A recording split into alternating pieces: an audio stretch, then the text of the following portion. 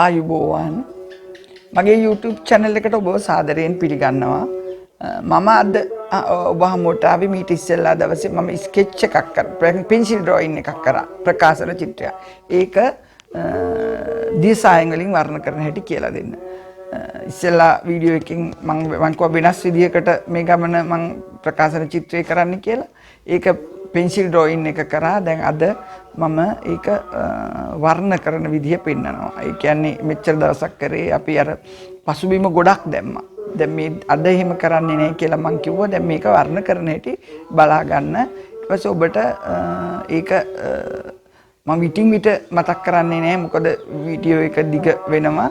Video එක ලං කරලා දාන්න විදිහක් නැහැ. ඒ නිසා අවසානයේදී මම විස්තර කියන්නම්.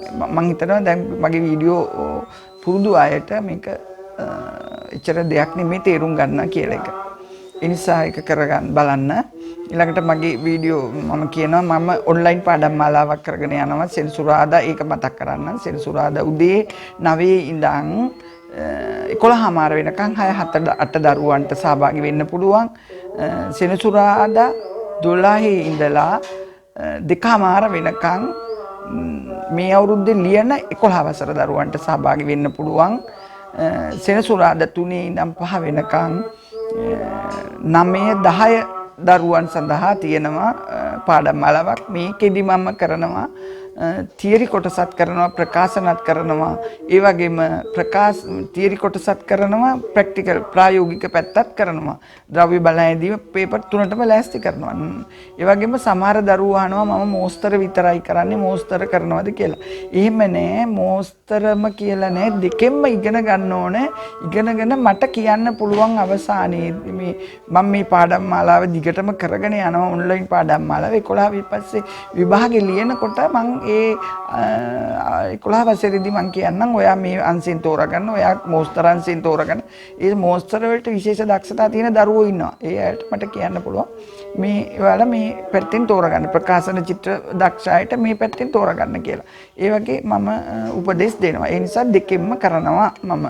ඊළඟට මේ ප්‍රකාශන පැත්තත් කරනවා මෝස්තරත් කරනවා. ඊළඟට මම ඉරිදට තියෙනවා උසස් පෙළ දරුවන්ට උදේ 9 ඉඳන් 12:00 වෙනකම්.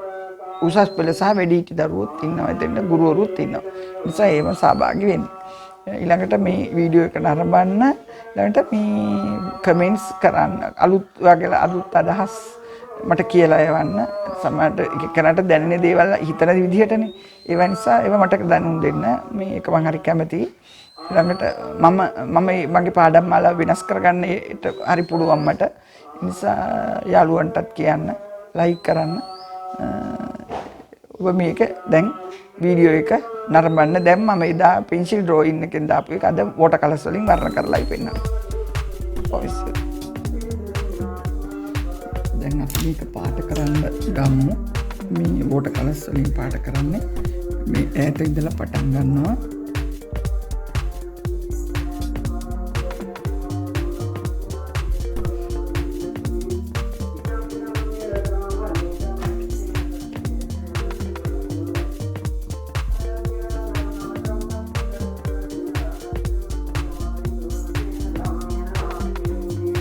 ඈත හන්දා පාට ටිකක් ලාවට දැම්මා මම.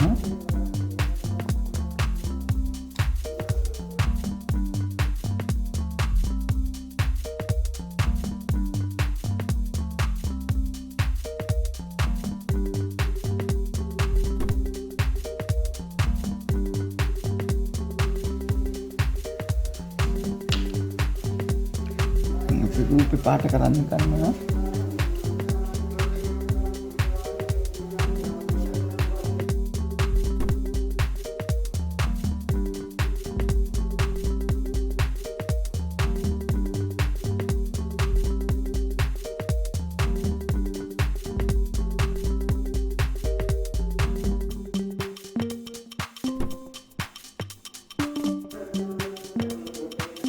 මම දැම්මේ පළවෙනි ස්ටෙප් එක. ඊට පස්සේ අපි ටිකක් පොඩක් වෙනකන් තියලා ඊළඟ ස්ටෙප් එකට යන්නේ. එකන් අපි පසුබිම දාගන්න පුළුවන් චුට්ටක්.